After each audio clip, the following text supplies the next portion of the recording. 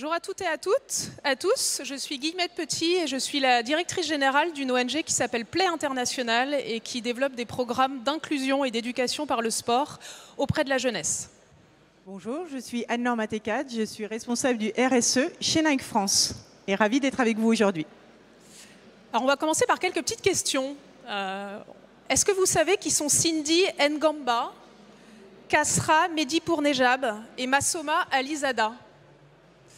Est-ce que vous savez, à votre avis, quels ont été les athlètes qui ont été les plus applaudis au Club France cet été? Et je vous redonne un indice. À votre avis, quelle est la médaille qui a rendu le plus fier Thomas Bach, le président du Comité international olympique? Je vais vous donner les réponses, même si vous les avez. Cindy, qui est camerounaise, Kasra, qui est iranien, et Massoma, qui est afghane, font partie de l'équipe des réfugiés olympiques, qui était composée de 37 athlètes issus de 15 comités nationaux olympiques qui les ont hébergés, notamment 4 grâce au CNOSF, et qui ont combattu dans 12 sports. Et Cindy a été la première médaille en boxe d'un athlète réfugié aux Jeux olympiques. Alors cette équipe, elle a été créée en 2015 par Thomas Bach lors de l'Assemblée générale des Nations Unies, lors d'une période de crise des réfugiés, et il a souhaité créer cette équipe, la première du genre, qui a participé à Rio pour la première fois. Tout ça pour vous dire que dès 2015, l'une des plus grandes institutions sportives au monde, le CIO, a choisi de transmettre un message et de sensibiliser grâce au sport la situation des populations les plus vulnérables de la planète. À l'époque, il y avait à peu près 70 millions de réfugiés. Aujourd'hui, on parle de 120 millions de réfugiés dans le monde. Alors vous allez me dire pourquoi Play, Nike, je vous parle de ça aujourd'hui. Eh bien, c'est parce que depuis 25 ans qu'on existe, on développe des programmes d'inclusion des réfugiés par le sport. Nike est très sensibilisé et impliqué aussi sur ces sujets depuis la création en fait, de la marque. Et depuis 4 ans, on porte un programme porté aussi par Paris 2024 et le HCR d'inclusion des réfugiés en Île-de-France. Pour vous dire que ces 3 acteurs, qu'on est des acteurs très différents, on s'engage aussi pour un sport un peu différent et c'est le message qu'on veut vous transmettre aujourd'hui. Vous apporter notre vision et notre ambition pour le futur du sport, un message qu'on veut transmettre à la jeunesse. On est des acteurs différents, on partage cette vision, on a des leviers différents, mais pour nous, le sport de demain, il doit être engagé, il doit être inclusif, il doit être accessible à toutes et à tous. Et on a cette conviction profonde que c'est en s'associant une marque mondialement reconnue, une ONG, une association, les institutions, qu'on va y arriver. Oui, merci Guillemette. Effectivement, on est vraiment ravis d'être partenaire de Play International et pour la simple bonne raison que c'est que Nike vraiment souhaite investir dans le développement du sport, dans le sport pour les jeunes. On souhaite un monde plus actif, plus inclusif. On a vraiment la conviction qu'un monde où les jeunes générations bougent, s'amusent ensemble, font du sport, peuvent développer leur potentiel au maximum. Donc parce que l'avenir du sport, c'est aussi l'avenir de Nike, on cherche vraiment à investir dans tout ce qui peut avoir un impact social à travers le sport. Et pour ce faire, on collabore avec des organisations, avec des ONG, des athlètes de haut niveau également qui sont partie prenante. Et puis, il y a nos employés. Nos employés, nous-mêmes, on est très concernés par tout ce qu'on peut faire au quotidien avec beaucoup d'humilité en tant que bénévole. Et notre organisation nous reconnaît dans notre action en soutenant financièrement. L'idée de tout ça, c'est de faire bouger la jeunesse, c'est s'assurer, nous, en termes de levier, qu'on va apporter une attention particulière aux filles qui ont moins d'accès au sport. On souhaite développer le coaching, s'assurer que la qualité du coaching, les profils des coachs sont assez pertinents et se complètent de façon à offrir une très bonne expérience dans le sport. Et enfin, on souhaite vraiment faire tomber les barrières sociétales qui laissent vraiment trop de jeunes sur le côté. Le sport, c'est vraiment quelque chose, c'est un moteur incroyable pour faire avancer le monde, on en a la conviction. Donc aujourd'hui, on a plusieurs axes, nous, chez Nike. Le premier, c'est l'engagement pour développer l'accès au sport. Donc on a tous vécu les Jeux Olympiques et les Jeux Paralympiques récemment. Ça a été un événement incroyable. Avant, pendant et après, on travaille encore sur cet élan qui a été fantastique pour être sûr qu'on puisse propulser l'avenir de sport pour les jeunes avec une vision d'un monde actif et inclusif. Donc on a eu cette chance d'avoir cet événement mondial chez nous, c'est très porteur et on essaye de surfer sur cette dynamique aussi. Chez Nike, on se concentre sur l'amélioration de l'accès au sport pour les jeunes filles notamment. Aujourd'hui, quand on regarde les chiffres de l'Organisation mondiale de la santé, seulement 7% des filles font les fameuses 60 minutes d'activité par jour en Île-de-France. Donc là, clairement, on a besoin d'aider nos jeunes filles à bouger davantage, s'amuser en bougeant. Les garçons, on ne les oublie pas, bien évidemment, mais on en phase sur des actions dédiées aux filles.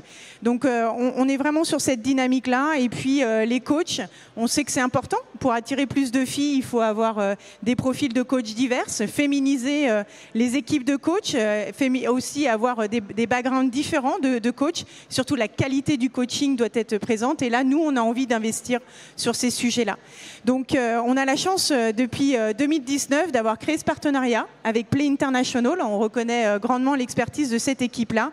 Donc, Play International, c'est assez simple et en même temps, c'est très profond en termes d'impact. Parce que Play International, c'est une équipe qui... C'est marrant de parler à ta place et de raconter ce que fait Play International.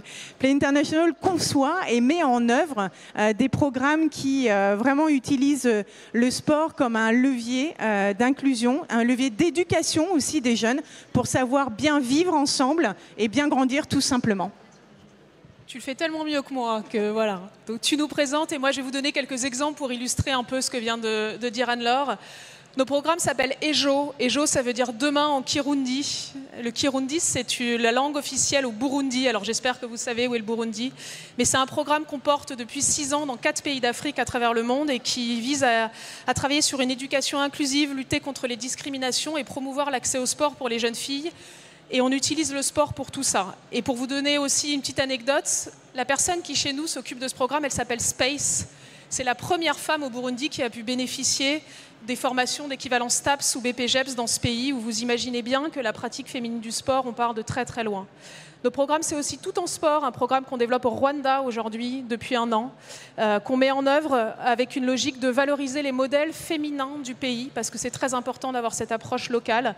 Et notamment, par exemple, je vous donne des noms, j'espère que vous allez les chercher sur Internet.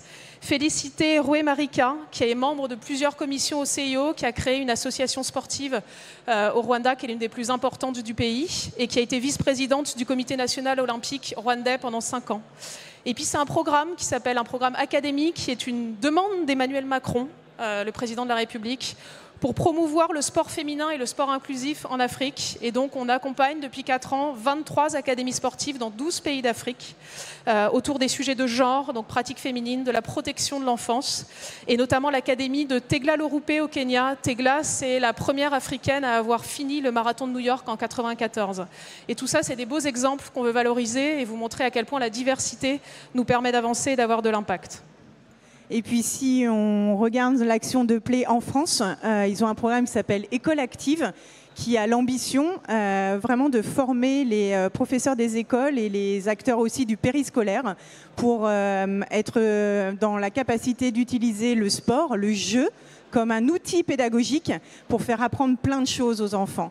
Les valeurs, mais aussi savoir bien grandir. Je prends des thèmes comme bien manger, bien dormir, utiliser les écrans, accepter la différence, etc., etc. Donc, comment devenir un adulte de demain équipé avec des bonnes valeurs, équipé avec tout ce qu'il faut pour vivre ensemble de façon harmonieuse et inclusive.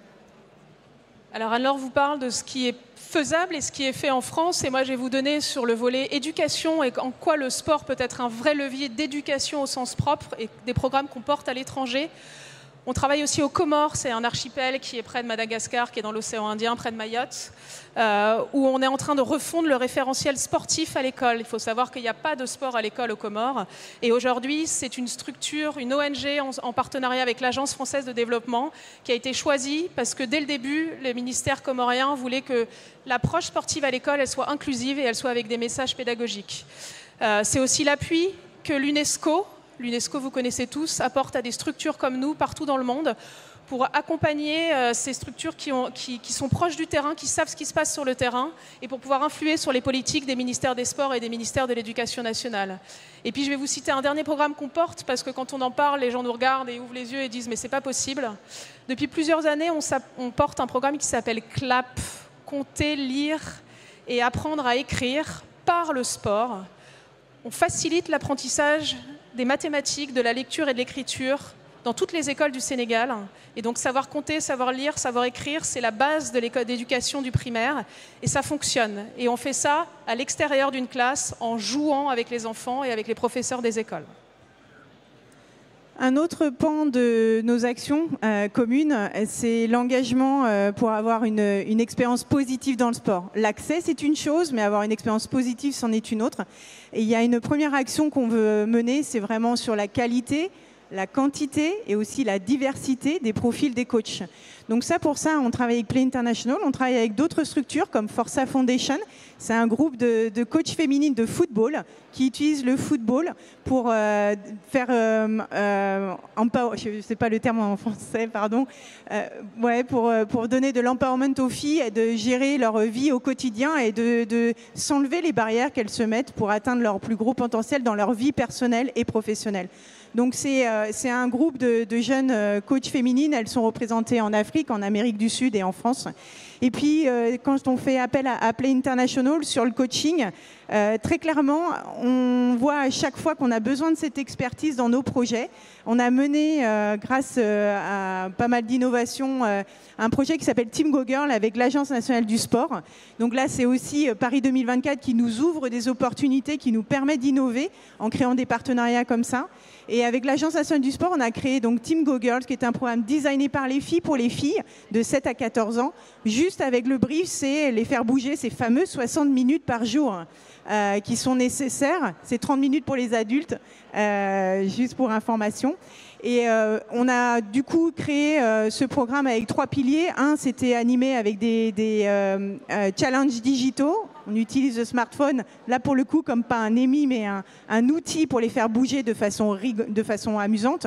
Deuxième chose, c'est utiliser vraiment la qualité des acteurs du terroir, du territoire, de la ville, de chaque quartier. Il y a plein d'associations sportives, mais les filles ne sont pas au courant qu'il y a une telle offre de produits sportifs. Donc l'idée, c'est de créer le forum des sports, mais toutes les semaines pour elles. Et le troisième, c'est Play International. Aujourd'hui, c'est un programme pour les filles, mais là, quand on rentre à l'école primaire, on travaille aussi avec les garçons. Et ils ont créé une mallette pédagogique, c'est un jeu, c'est un plateau qui est très très bien pensé. Le thème, c'est bouger ensemble en s'amusant, garçons et filles. Et ils ont créé ce fameux jeu, c'est 7 séances d'1 heure, donc orchestrées par l'enseignant, mais avec le soutien de Play International. Et les enfants créent eux-mêmes le jeu pour s'amuser. Il n'y a rien de mieux que de créer soi-même ce qui va nous motiver à bouger. Et ils sont tellement fiers qu'ils le transportent dans la cour de récréation pour faire bouger les autres camarades des autres classes. Donc encore un beau clin d'œil à l'équipe de Play International.